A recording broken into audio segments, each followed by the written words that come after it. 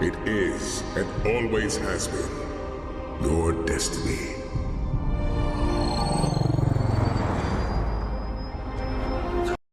Aduh, kok endingnya gini sih?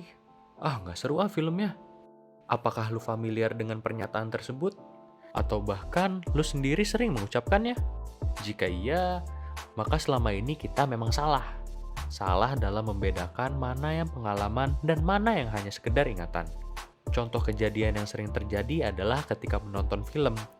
Lo pasti pernah nonton film yang sebenarnya cukup bagus, mulai dari pembukaan hingga menjelang akhir sebenarnya oke-oke aja. Tapi ketika masuk bagian akhir, filmnya malah menampilkan ending yang buruk dan meninggalkan kesan negatif buat lo. Kemudian besoknya ada temen lu yang nanya, gimana filmnya kemarin? Jawabannya, hampir semua akan menjawab bahwa filmnya tidak terlalu bagus karena pengalaman menonton mereka dirusak oleh endingnya yang buruk. Padahal yang sebenarnya tidak bagus adalah memori tentang menonton film, bukan pengalamannya.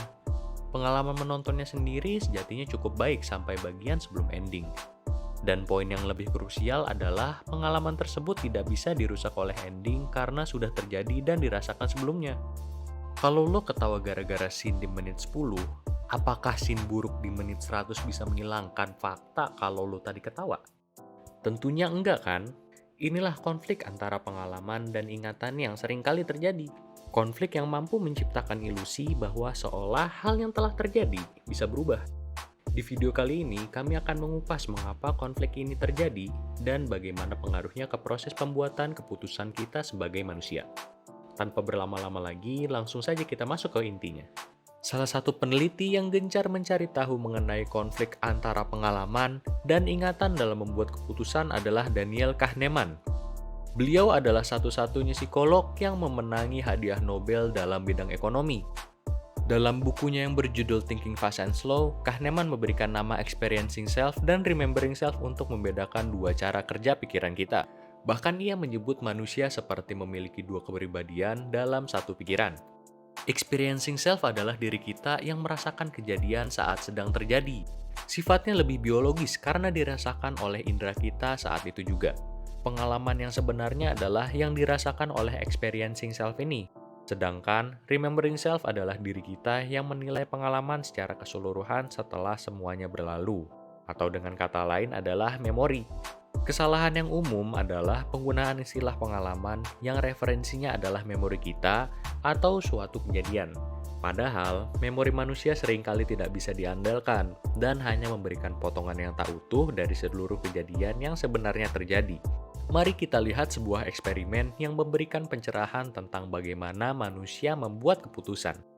Daniel Kahneman bersama beberapa koleganya memperlihatkan betapa kuatnya kemampuan dari remembering self kita dalam membuat keputusan melalui sebuah eksperimen.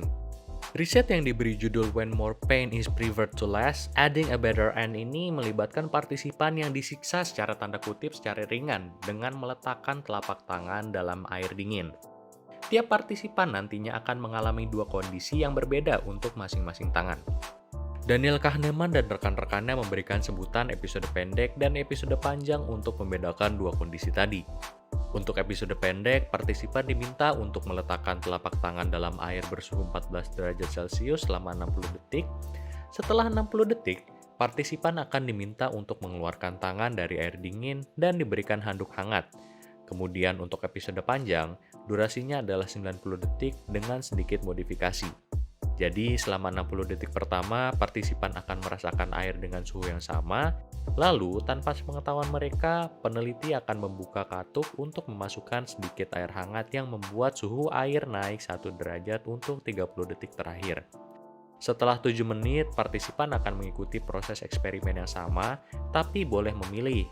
Mereka diberikan kebebasan untuk memilih apakah mau mengulangi seperti kondisi pertama atau yang kedua.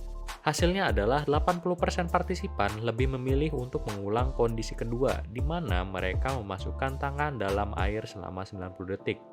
Sebagai catatan, partisipan tahu eksperimen kedua memiliki durasi lebih lama tanpa diberitahu, tapi mereka memilih untuk tidak menggunakan informasi ini.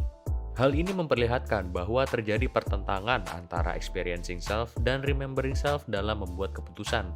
Dari sudut pandang experiencing self, Tentu saja opsi pertama lebih baik karena tangan partisipan tersiksa dengan durasi yang lebih sedikit. Tapi tentunya, remembering self manusia memiliki pendapat berbeda.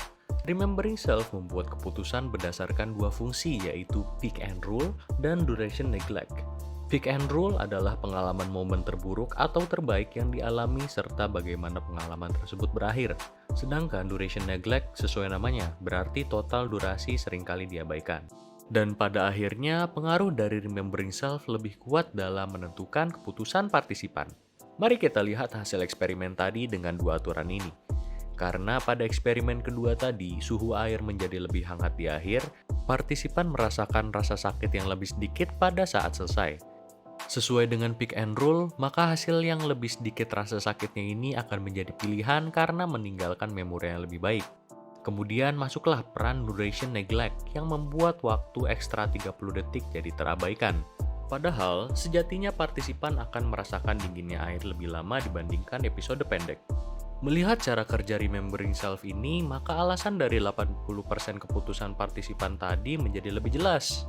Sebenarnya, kasus konflik antara pengalaman dan ingatan ini banyak terjadi dalam kehidupan sehari-hari tanpa kita sadari, baik itu positif ataupun negatif.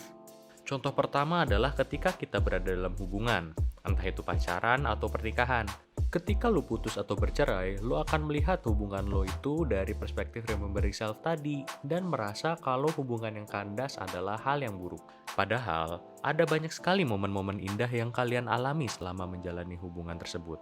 Hanya karena berakhir dengan buruk bukan berarti semua hal tentang pacaran atau pernikahan juga buruk. Contoh lainnya adalah masa-masa SMA. Banyak yang bilang kalau SMA adalah masa-masa terindah dengan berbagai pengalaman yang dirasakan. Mulai dari seru-seruan bareng teman sampai pacaran. Hal ini nggak salah, tapi juga nggak sepenuhnya benar karena lagi dan lagi kita berbicara dari perspektif remembering self. Momen-momen indah yang ditutup dengan perpisahan yang mengharukan membentuk memori kita tentang pengalaman SMA. Tapi pengalaman sebenarnya yang terlupakan adalah hari-hari saat kita mengeluh dengan PR yang banyak, pusing dengan banyaknya materi bermacam mata pelajaran, hingga begadang belajar untuk ujian. Walaupun jumlahnya lebih banyak, momen-momen melelahkan ini pada akhirnya akan tertutupi dengan memori-memori manis. Ya, itu pun kalau ada ya. Setelah melihat eksperimen dan beberapa contoh tadi, tentunya sekarang lo menjadi sadar bahwa selama ini ternyata kita salah kaprah menggunakan istilah pengalaman. Pengalaman bukan sepenuhnya yang semua kita alami, tapi hanya berdasarkan memori setelah kejadian berlalu. Sebenarnya tujuan dari video ini dibuat bukan untuk mengubah pola perilaku maupun penggunaan kata dalam kehidupan sehari-hari. Video ini kami buat dengan tujuan memberikan informasi buat lo sehingga bisa lebih sadar dengan cara kerja pemikiran manusia yang unik. Paling tidak ketika lo mendapat pengalaman buruk, lo bisa pause sejenak dan bertanya ke diri lo sendiri. Apa pengalaman yang memang seburuk itu? Atau ini adalah pengaruh ingatan lo aja? Jika menurut lo konten ini bermanfaat, boleh di-share ke teman-teman lo biar mereka juga tahu tentang hal ini. Jika lo punya argumen atau sudut pandang berbeda, ayo berdiskusi secara sehat di kolom komentar. Sampai bertemu kembali di episode selanjutnya.